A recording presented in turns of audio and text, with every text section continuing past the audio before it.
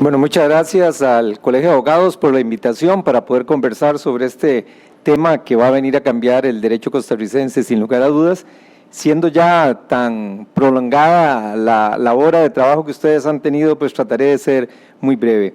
Como lo pudieron ver en mi hoja de vida, tengo más de 23 años de haber dejado el ejercicio profesional, de dejar de litigar y de estar dedicado más a la actividad empresarial, o más bien de tiempo completo a la actividad empresarial junto con la participación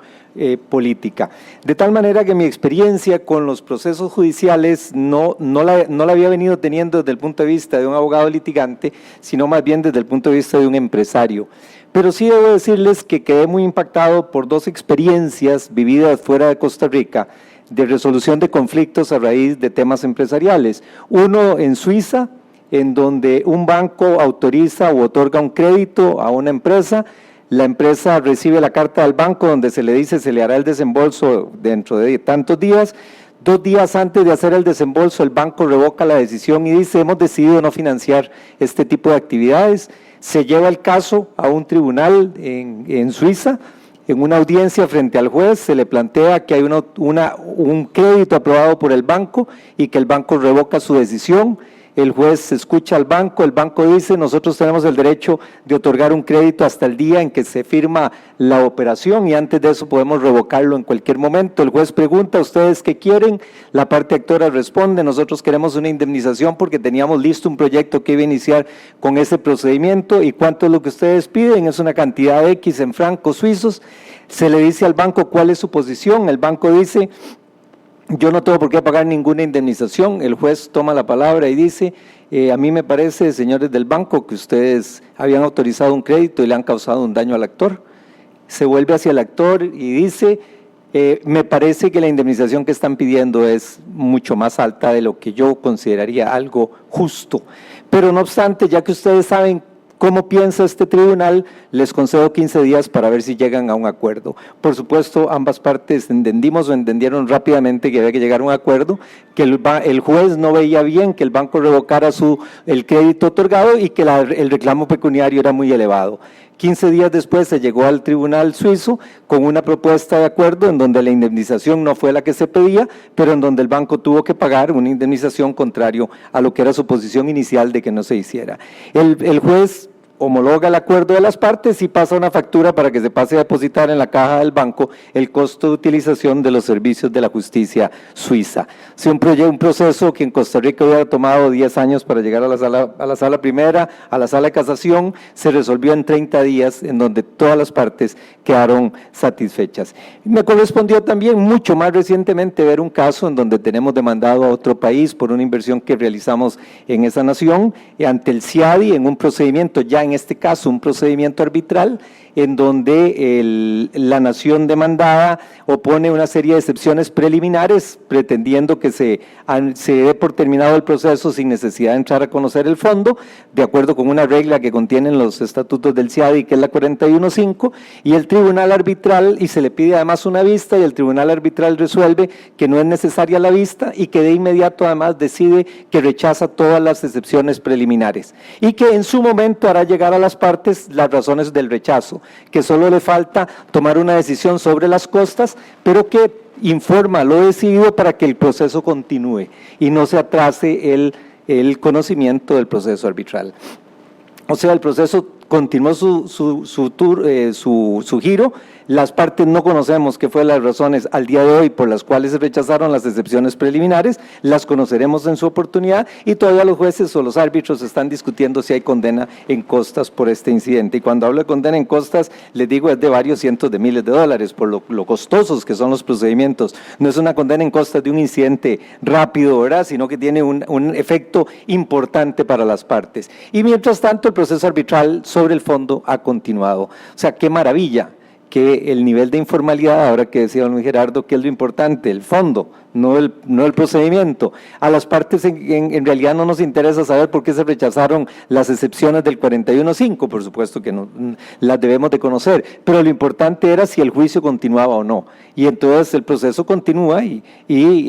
ya la decisión o la redacción por parte de los jueces, además ubicados en 3 lugares distintos del mundo, uno en Canadá, otro en España y otro en Argentina, termina, mientras hacen la redacción, la circulan, se aprueban, imagínense la cantidad de tiempo que se puede ir, pero el proceso arbitral ha continuado. Bueno, precisamente de eso es de lo que se trata, de que podamos modernizar la justicia. No vamos a ir a un sistema del common law, no vamos a cambiar nuestra estructura napoleónica, pero sí que podamos alcanzar niveles de eficiencia. Por esa razón era importante poder avanzar con esta reforma. ¿Y qué es lo que sigue? Que es parte de la pregunta de la mesa redonda y de la implementación a futuro. Bueno, ahora nos interesa desde el punto de vista de la Asamblea Legislativa continuar con el resto de la reforma procesal del derecho costarricense. Ya, como Luis Gerardo lo dijo, había quedado muy avanzada la reforma del derecho procesal laboral, que ya se convirtió en ley de la República, lo cual significa también una transformación importantísima en materia laboral, no solo para cortar los procesos, sino para darle un empoderamiento a los tribunales y a los jueces en general en el proceso laboral, que por supuesto por sus características probatorias es muy distinto al civil y en donde se requiere todavía una muchísima mayor flexibilidad. Tenemos la esperanza de poder aprobar en este mes de febrero el Código Procesal Agrario. Pasado mañana tendremos una reunión para definir un punto en el que estamos entrabados, que tiene que ver con el tema de los intereses supraindividuales, al cual me voy a referir ahora, y a la posibilidad de que cuando se anota una demanda ante un reclamo de solo parte de un inmueble, se pueda autorizar al tribunal para que mediante una segregación de la parte reclamada se libere el resto de la propiedad y solo se mantenga anotada en el registro la parte que ha sido objeto de la demanda. En problemas de linderos, muchas veces la diferencia y la discusión es sobre unos pocos metros y sin embargo puede haber una finca de 300 hectáreas que permanece toda anotada y lo que se está discutiendo es una franja en el lindero oeste de la propiedad. Bueno, aquí la idea es autorizar a los jueces agrarios para que ante una segregación de esa propiedad se pueda anotar exclusivamente esa parte del terreno y liberar el resto de la propiedad. Pero estaríamos luchando por dejar aprobado en este mes de febrero el Código Procesal Agrario. E igualmente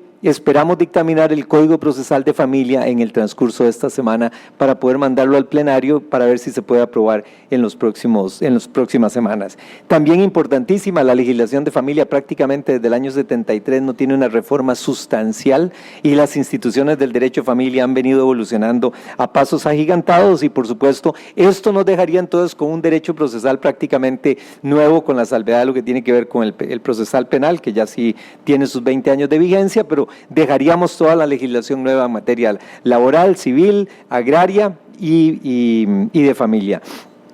Tenemos también dos leyes pendientes que queremos aprobar en el periodo más corto de tiempo. Uno es el que tiene que ver con la implementación de los remates digitales y evitar todo ese sistema de poner fecha en los juzgados y cuando hay campo en el despacho judicial para realizar un remate, y hay un remate y señalamientos a 6, 7 u 8 meses de distancia. Y la verdad es que con todos los sistemas digitales y con todo lo que significa hoy en día el sistema de gobierno digital, podrían realizarse los remates de una manera mucho más sencilla, mucho más rápida, sin afectar agendas e implementando una modernidad que ya hoy en día en lugares como el Reino Unido son cosas total y absolutamente comunes y por supuesto en muchas otras naciones del mundo. Y el otro tema que nos queda pendiente es el de los intereses supraindividuales, que desde el punto de vista de lo que sucedió con el Código Procesal Civil, tal vez en honor a la verdad es bueno recapitular un pequeño lapso de discusiones que se dieron, pero que tuvieron una incidencia importante en el proceso. Después de que se había aprobado en primer debate, como lo dijo don Luis Guillermo Rivas, surgió un pronunciamiento de la Contraloría General de la República en donde se señalaba una serie de preocupaciones sobre el tema de los intereses supraindividuales, colectivos, difusos, etcétera. Pero sobre todo resaltaba la existencia de una norma que otorgaba una especie de recompensa para las organizaciones, no organizaciones de las ONGs, que pudieran obtener un resultado favorable en un proceso judicial. Entonces, si en el caso de Infinito, para poner un ejemplo, Infinito había una ONG de San Carlos, había parado la mina Infinito, entonces el juez podía autorizar una recompensa para esa ONG. Y ahí sí nos parecía que esto podía convertir el tema de los derechos supraindividuales y los intereses difusos en algo así como convertirlo en un negocio. Yo consigo las firmas, demando y si logro que se gane el proceso, al final me pueden dar una recompensa porque es una organización sin fines de lucro. Y eso generó un proceso que como resultado significó probablemente un atraso de por lo menos 15 o 18 meses en la tramitación del código. Y si algo uno aprende en la Asamblea Legislativa cuando ha estado ahí es que en la Asamblea se abre una ventana y si esa ventana se aprovecha, el proyecto sale. Pero si esa ventana no se aprovechó, el proyecto se quedó y se quedó por años. Y esa ventana que se había abierto, a la que señalaba el magistrado Rivas, a raíz de esta discusión se perdió esa oportunidad y bueno, hubo que esperar varios meses para que volviéramos a tener otra ventana y finalmente se aprobó. Debo decirles que cuando se dio, y no quiero aquí entrar en temas político-electorales, pero cuando se dio la alianza que tomó la Asamblea Legislativa a partir del 1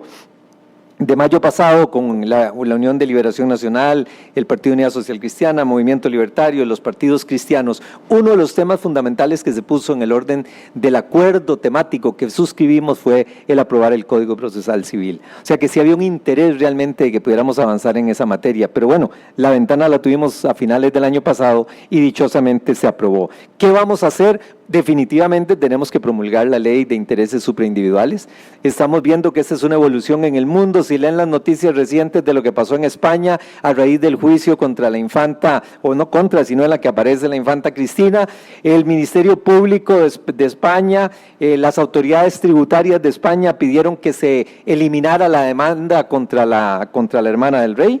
Y la decisión del juez fue que la demanda continúa porque hay una organización no gubernamental de defensa de